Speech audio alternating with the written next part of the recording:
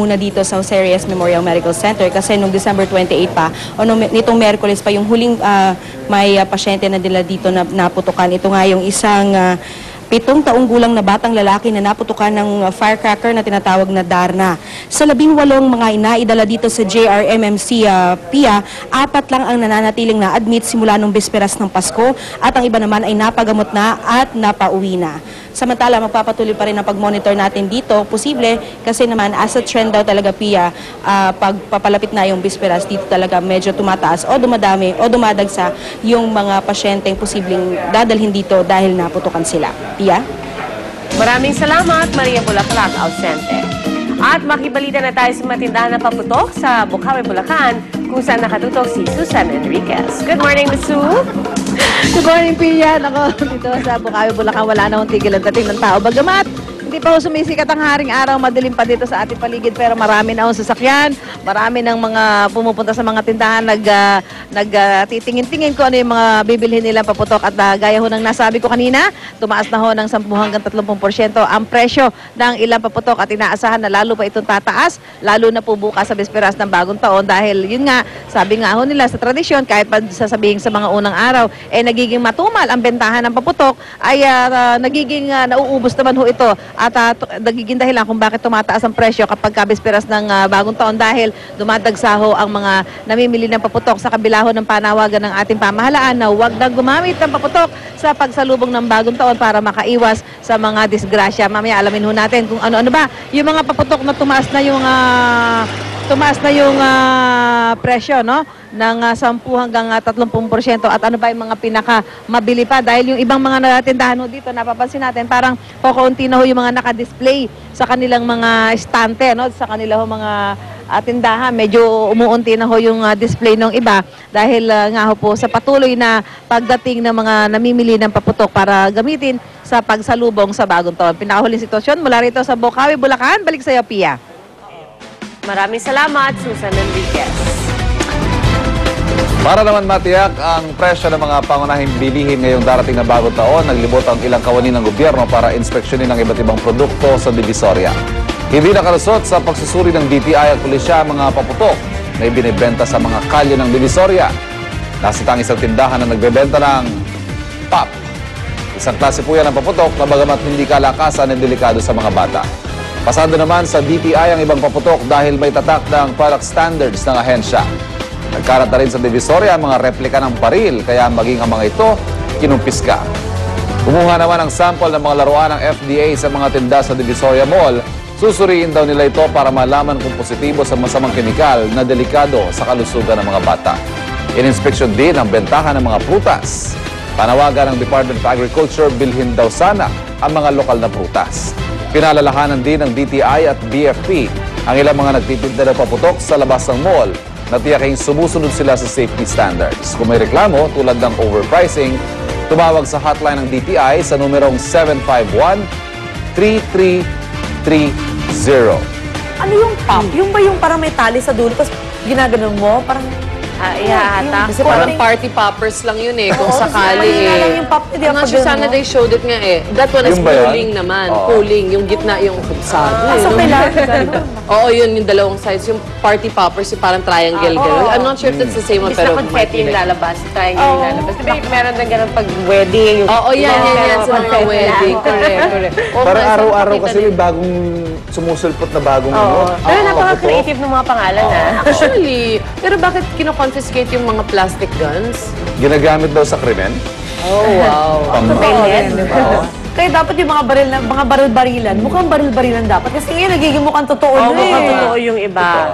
Ang galing ha? Actual size, tapos may detalyado. Galing na pagkakagawa. Dapat, bawal nga talaga yun. Ngayon doon sa round fruits naman, abot ba ng 12 yung local fruits? Santol, ano ba? Hindi, depende kasi sa panahon. Wala naman lansones yata ngayon. Kiyat-kiyat. Ayun, Bigyan na lang ng dosis imported yan. yan. Pwede ba yun? Imported Ay, yan. nga pala, nga pala. Ang mga okay sana round, mga siniguelas. Naku, ang hirap hanapin sa Siniguelas, supermarket oo niyan. Aratilis. Duha, taratilis. Aratilis. Sira agad yan. Pakwan. Eh, yung sa mga Pilipino, 12 yung kinukuha. 13 actually. Baka makachamba kayo ng bilog na papaya. No, pwede rin. Meron. ba? Meron. Yung medyo pabilog ng side. Pwede na yun. Melon. Ayan, melon. Oh, pwedeng kalamansi. Or pwede. Patulan nyo na. Oh, basta bilog. Stricto ba yung swerte? Dapat bilog na bilog talaga. Perfect circle. Hindi nga, Hindi yata oval pwedeng na nga hindi. yun, diba? Pero, ayun, sa Chinese naman, 5. 5. Including pineapple, na hindi daw bilog. So, Oo, actually. At Pero ang mata, considerate, bilog-bilog. kaya siguro, Baka marami. bilog-bilog. Maraming mata kasi. Samantala, dahil nga sa inaasahang paglobo ng bilang ng mga biktima ng paputok sa pagsalubong ng bagong taon, nagbigay na ilang mahalagang payo ang Philippine National Red Cross. Mahalaga raw na magkaroon ng malinis na gamit na panlinis ng sugat tulad ng tubig, gasa at gloves. Kung may pagdurugo ang sugat, mahalaga na makontrol muna ito sa pamamagitan ng paglalapat ng pressure.